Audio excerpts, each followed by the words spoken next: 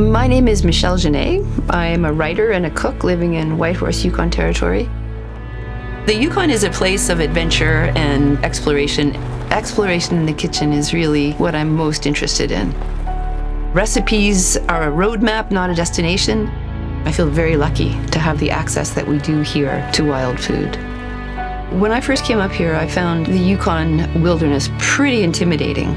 I didn't understand it. I had never really been in a wilderness quite as fierce as the wilderness is here. The way that I started to feel connected to the landscape and to the people who live here was through berry picking.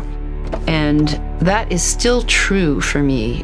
One of my favorite things to do every fall, like the typical Yukoner, is to go out in search of blueberries and low bush cranberries and do it in company with other people who get it, who also love being out there.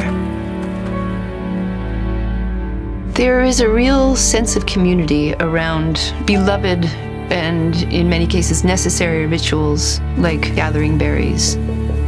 I mean, one of my favorite stories is about picking berries, that when you were out picking berries, you were picking for everybody. You weren't picking for yourself. So it was a way of learning patience, but it was also a way of offering up to your community by harvesting in an intentional way.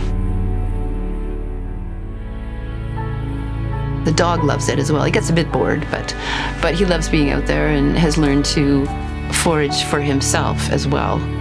He prefers blueberries to cranberries. For me, a northern cuisine is a combination of wild foods that we've learned about because of the people who originally lived here have taught us, and the foods that Yukoners have brought from all over the world. I really love the collaborative nature of cooking here in the north, how we all share recipes, how we trade each other, berries for fish or moose for blueberries. I love that collaborative bargaining back and forth and sharing with each other around food. The idea for me is that you keep on learning and exploring all the time. And the destination is always a delicious meal shared with friends and family. But, there's that destination today, and then there it is tomorrow. So what roadmap will you use to get to the meal that you're going to cook tomorrow? How is it going to be slightly different from yesterday?